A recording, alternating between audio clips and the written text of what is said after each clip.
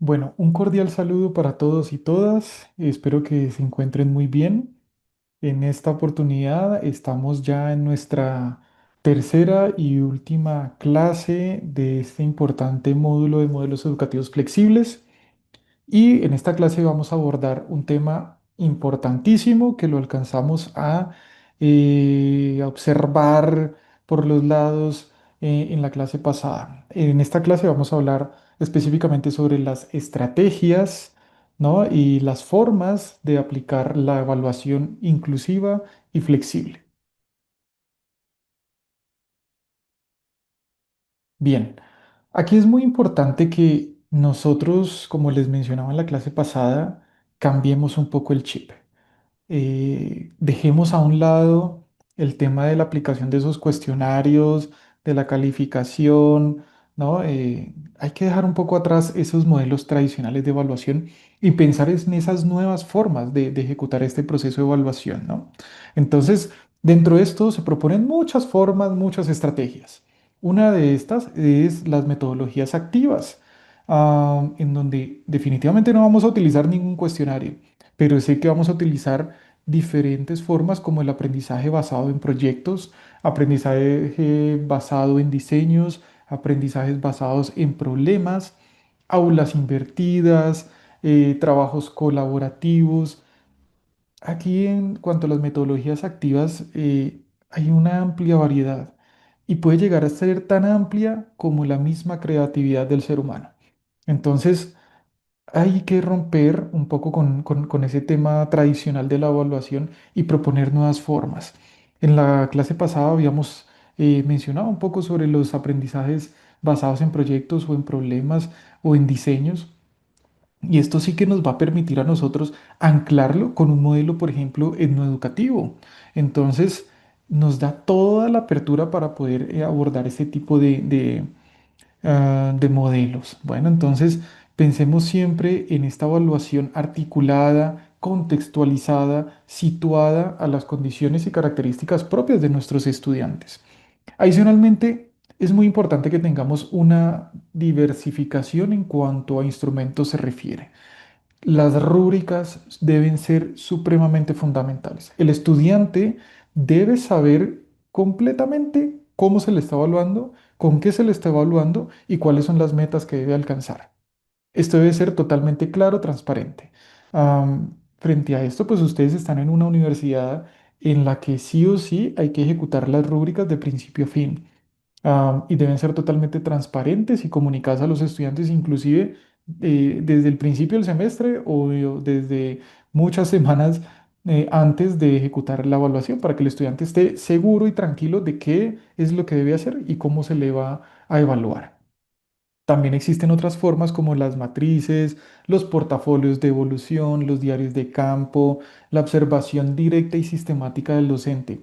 Esto es poco explorado y sí que nos va a permitir una evaluación, ¿cierto? Si se quiere cuantitativa o mucho más cualitativa, en donde el docente se va involucrando en ese proceso de aprendizaje del estudiante y entonces el estudiante va demostrando competencias, va demostrando resultados y el docente siempre va a estar allí pendiente observándolo de manera sistemática a lo largo de todo el proceso de la enseñanza y va tomando nota de esos logros y esos resultados que va alcanzando el estudiante, al igual que los diarios de campo. Entonces, imaginémonos todas estas diversas formas que hay de evaluar estos instrumentos, las diferentes metodologías que terminan siendo importantísimas, fundamentales e inclusive sencillas de poder ejecutar. Recuerden que ahora, y doy paso acá al siguiente punto, la integración de las TIC. Recordemos ahora que estamos en el auge de la inteligencia artificial. Les aseguro que ya hay un montón de herramientas de este tipo que nos pueden permitir elaborar todas las formas o apoyarnos para la elaboración de diversas formas de metodologías activas, instrumentos diversificados. Ya tienen prompts específicos para temas de educación flexible e inclusiva. Entonces, apoyémonos de todas estas herramientas. La integración con las TIC. Aquí es muy importante que utilicemos pues todos estos sistemas virtuales de enseñanza y de evaluación. Las plataformas web 2.0 están hechas para eso, para facilitar muchos procesos y para que sea inclusive gamificado, sea entretenido, sea divertido para el estudiante. Frente a esto se pueden utilizar diferentes herramientas como el Padlet, el Quizzes, el Kahoot, y así a manera muy personal cuando les pido a mis estudiantes que ejecuten una actividad, siempre les digo, bueno, ustedes también tienen que evaluar a sus propios compañeros. Entonces, por lo general utilizan el Quizzes o el Kahoot como una forma dinámica y entretenida entre lo que ellos mismos han presentado y lo que y lo que sus compañeros han aprendido. Entonces se vuelve algo sumamente entretenido, interactivo, divertido, salen risas. Entonces puedan ustedes, por favor, utilizar estas herramientas que son de gran ayuda. Y la flexibilidad curricular, esto lo hemos abordado en todas las clases, en todas las unidades, y nosotros tenemos que ejecutar esos ajustes razonables.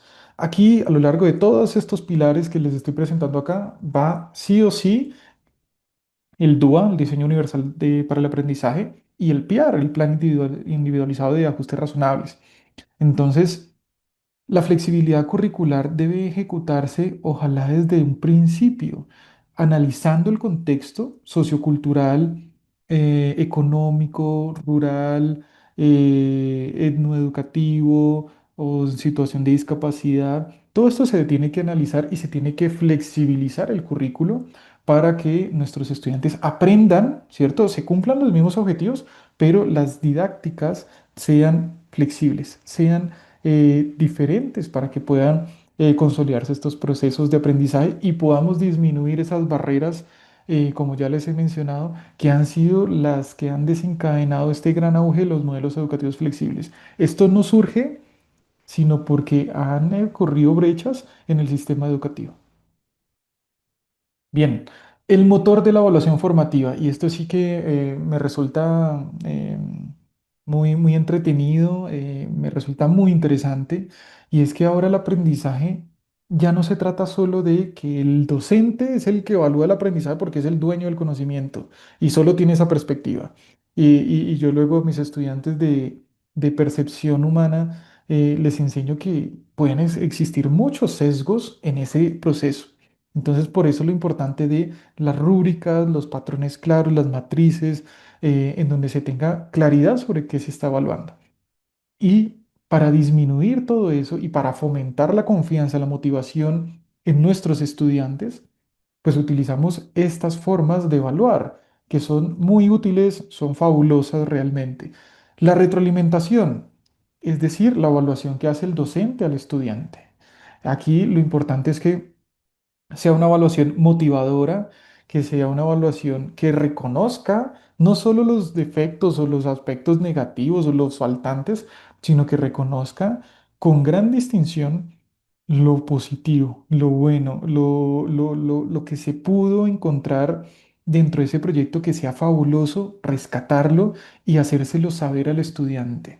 Bueno, y también que ese feedback, esa retroalimentación que se le hace a los estudiantes, sea ojalá rápida, oportuna, si se puede en la misma ejecución de la actividad, para que el estudiante inmediatamente haga ese ajuste cognitivo, inmediatamente consolide ese aprendizaje. Otra forma fabulosa es la coevaluación, es decir, el estudiante evaluando a su compañero, a su otro estudiante. Entonces, esto es constructivismo social puro. Para que no se entienda entonces que el docente es el único dueño del conocimiento, sino que el mismo estudiante ya tiene unos aprendizajes, ya tiene un contexto, ya conoce la rúbrica, entonces puede desde la empatía y el respeto mm, hacer esa evaluación a su compañero. Entonces se va a fomentar el pensamiento crítico, la empatía, las diferentes perspectivas, ponerse en los zapatos del otro y definitivamente consolidar esos aprendizajes tanto en el estudiante que nos está apoyando con la coevaluación como en el estudiante que está recibiendo una retroalimentación de su propio par, ¿no? Entonces termina siendo sumamente enriquecedor este proceso. Y adicionalmente, la autoevaluación, y esto sí que lo he venido yo implementando, porque con la autoevaluación, en donde el estudiante se evalúa a sí mismo, se pueden consolidar, y esto está demostrado, se consolidan muchos aspectos a nivel metacognitivo. porque el estudiante va a caer en cuenta de sus faltantes. Ah, no, profe, resulta que me faltó fortalecer aquí un poco los argumentos. Este objetivo quizás pudo haber estado un poco mejor y las normas que se presentaron de pronto no son las más indicadas. Entonces, eso sí que nos va a fortalecer ese aprendizaje. Esas estrategias metacognitivas con la autoevaluación son fundamentales. Que el estudiante no solo diga, no, profe, resulta que yo evalúo mi trabajo en 4, 4, 5 o 5, sino que nos explique por qué, que caiga en cuenta dentro de esa rúbrica el cómo se evalúa dentro de esos aspectos y que nos lo haga saber y que entonces se genere allí un debate sobre ese proceso y nos dé oportunidad a nosotros también de retroalimentar esto, ¿no? Entonces, vean ustedes lo fabuloso de estas tres estrategias que se pueden utilizar para la evaluación formativa. Y bien, entonces llegamos aquí a los 5 pasos fundamentales para un currículo flexible e intercultural. Esto es algo que puede variar, ¿no? Aquí yo les presento algo de una revisión de la literatura que hice para construir esta unidad, pero sí que ustedes en la literatura pueden llegar a encontrar más pasos o menos pasos, ¿no? Eso va a depender del contexto, de muchas situaciones. Recuerden que por eso es flexible e intercultural, entonces puede ser moldeable o ajustable. Pero aquí les propongo 5 pasos claros, sencillos, fundamentales para uno poder ejecutar esto. El primer paso, el diagnóstico contextual. Como en cualquier otro trabajo, como en la clínica, en cualquier otro aspecto, hay que hacer un diagnóstico. Y aquí tenemos que partir de justamente esas brechas que se han generado y que han imposibilitado el tema de la garantía del derecho a la educación. Entonces, aquí es donde tenemos que nosotros ponernos las gafas de analizar y diagnosticar. Entonces, ¿cuál es el contexto en el que está inmerso nuestro estudiante, ¿no? Entonces, ¿qué características socioeconómicas, qué características culturales, qué características de la situación de salud, de discapacidad tiene, ¿no? Hay que dar un contexto completo, ¿vale? Esto aquí es casi como en la clínica. Hay que analizar cada una de estas variables porque desde allí es donde nosotros nos paramos y empezamos a analizar todo lo demás. El paso número 2, la articulación intercultural o la articulación. Y aquí es donde nosotros tenemos que, ya como no hemos diagnosticado, hemos analizado, y hemos emitido ya como una especie de idea sobre las particularidades de nuestro estudiante o de nuestros estudiantes, pues nos articulamos con lo que nosotros vamos a enseñar, ¿no? Frente a las características propias de nuestros estudiantes. Frente a esto se pueden utilizar enfoques de género, algunos ajustes lingüísticos, ¿no? Para población que de pronto está adquiriendo la codificación del alfabeto, los saberes locales y ancestrales. Entonces, ¿por qué lado me puedo ir? ¿Por qué lado puedo ajustar lo que voy a enseñar? El paso número 3, la flexibilización de los objetivos. Esto es muy importante.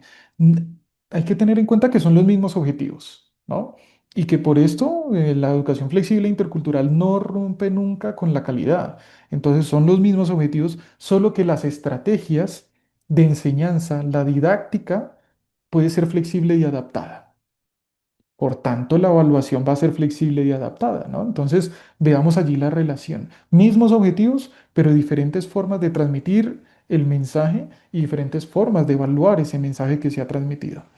Y el paso número 4, la aplicación de los diseños universales para el aprendizaje, la aplicación directa del DUA. Recordemos que el DUA nace o surge eh, a priori, ¿no? Para evitar gastos posteriores, acomodaciones posteriores. No, el DUA precisamente nos da las herramientas para que planteemos el qué se va a enseñar, ¿no? Desde las múltiples formas sensoriales, desde la articulación que genera el DUA con la neurociencia, cómo vamos qué vamos a enseñar, desde qué punto, cómo lo vamos a enseñar, es decir, esa contextualización directa con los intereses y la cotidianidad de nuestros estudiantes también. Y vean que ahí ya tenemos los pasos anteriores, nos permiten todo esto. Y el porqué de lo que vamos a enseñar. Entonces, La idea de todos estos pasos es que el aprendizaje y la evaluación sea totalmente flexible y contextualizada y particularizada a las condiciones de nuestros estudiantes. Y el paso número 5, la evaluación formativa, es decir, lo que hemos mencionado en las diapositivas, en las ayudas anteriores, las rúbricas, las metodologías activas, las formas de coevaluación, ¿no? De autoevaluación, de retroalimentación utilizando las TIC, etcétera, con rúbricas claras, con matrices claras, y la retroalimentación y la autoevaluación fortaleciendo todo esto, pero partiendo de la particularidad que hemos hecho desde el paso número 1. Aquí todo tiene que haber una coherencia como en investigación, pero partiendo de esa individualización, partiendo de esa flexibilización y de entender ese contexto del estudiante. No obstante, aquí también les presento en esta ayuda unas piedritas, ¿no? Están allí en el camino y esas piedritas hacen referencia a muchas situaciones que pueden ocurrir. Por ejemplo, el docente puede tener muchos estudiantes, las condiciones del colegio a veces no permiten mucho, ¿no? Entonces, o de pronto situaciones contradictorias con los órganos directivos. Entonces, frente a esto es que nosotros tenemos que enfrentarnos cotidianamente. Y aquí es donde nosotros nos tenemos que parar con confianza, con seguridad en el DUA, en el PIAR, en lo que menciona la literatura sobre la educación y la evaluación flexible, inclusiva e intercultural. Porque cuando uno tiene confianza y seguridad sobre estos aspectos, uno vende la idea y los demás van a entender que esto es realmente el cumplimiento del derecho a la educación, a hacer este tipo de trabajos. Bien, también se les propone allí dentro de la unidad una especie de ejemplo, quise transmitirles allí, sobre una forma en que podemos utilizar estas estrategias de flexibilización curricular y flexibilización en la evaluación, ¿no? Entonces, les propongo un ejemplo muy particular de comunidades rurales, étnicas del Pacífico colombiano. Ese es el contexto, ¿no? El diagnóstico, el contexto contextual como tal, el ajuste curricular, el proceso, entonces, a través de los proyectos pedagógicos productivos que ya se los mencioné en la clase pasada, en donde podemos articular lo que se les enseña a nivel académico, científico, pero con las particularidades del territorio, con las particularidades de los saberes ancestrales, de los saberes campesinos, de la pesca, de la agricultura, anclar estos dos aspectos en el trabajo. Entonces, vean cómo empieza la creatividad a surgir allí, ¿no? La evaluación. Entonces, como estamos involucrando aspectos académicos, pues seguramente el docente va a tener que estar allí, seguramente en compañía de sus compañeritos, ¿no? En sistemas de coevaluación. Y también podemos llamar a los padres de familia, en este ejemplo, a las personas que integran como tal la comunidad, que son los grandes sabedores de esa parte contextual. Entonces vean que la evaluación va a ser muy nutrida porque se les puede dar una retroalimentación al estudiante desde el punto de vista netamente académico, una retroalimentación desde el punto de vista de la coevaluación, pero también una retroalimentación directa de quienes hacen parte de la comunidad. Entonces mira que el tema de la pesca, de la agricultura lo estás anclando muy bien. Es aquí, estimados estudiantes, donde han surgido tantas ideas de etnoturismo, de ecoturismo, etcétera, etcétera. Entonces, vean cómo podemos articular todo esto y cómo puede surgir en grandes proyectos realmente que transforman no solo la vida del estudiante, sino también de su comunidad. Bueno, y el resultado, pues el resultado va a ser maravilloso, porque primero le apuntamos a la pertinencia educativa por todo lado, o sea, está supremamente garantizado. Anclamos lo académico con los saberes y el contexto propio del estudiante, de la comunidad, del territorio. Tenemos la pertinencia totalmente asegurada. La relevancia académica, estamos abordando los temas académicos científicos que se están transmitiendo, que se están enseñando, que son los objetivos que nos planteamos al inicio, ¿no? Ahí también vamos a tener tanto la pertinencia como la relevancia académica garantizadas, pero también le estamos apuntando a la identidad cultural, a preservar ese patrimonio, a el desarrollo territorial. Y aquí este es el ejemplo, ¿no? De los aspectos etnoeducativos, territoriales, etcétera. Pero también les invito a que hagan lectura de esta segunda unidad, a que profundicen, a que se planteen, ¿no? diferentes ejemplos, porque las actividades que se proponen sumativas o actividades evaluativas, pues van a estar muy relacionadas con la creación de un proyecto de este tipo. Y pues bueno, ya para terminar, al igual que en la clase pasada, terminar con esta frase: cada ajuste pedagógico y cada estrategia evaluativa flexible que nosotros realizamos o que motivamos a otros para que hagan, representa un acto de reconocimiento de la dignidad humana y también al respeto a los derechos del otro. Entonces, invitarlos a que tomemos acción, a que nos sumemos a este tipo de comportamientos en nuestra práctica docente, en nuestra práctica académica e investigativa también. Reconocer que lo que propone y en lo que el objetivo principal de los modelos educativos flexibles es no dejar a nadie atrás, garantizar el derecho a la educación, pero pensando en el contexto, pensando en las particularidades de nuestros estudiantes. Y de allí surgir y que se consoliden los aprendizajes sin descuidar la calidad, pero garantizando esa adaptación. Entonces, estimados estudiantes, ha sido un placer poderles acompañar en estas clases, en la construcción de la unidad, de las actividades sumativas. Espero que sea de su agrado, animarles y motivarles a que puedan consultar mucha más bibliografía, experiencias de aplicación de modelos educativos flexibles, de flexibilidad curricular, de educación inclusive, de evaluación flexible, inclusive, intercultural. Ya hay una gran literatura, hay artículos publicados en revistas científicas.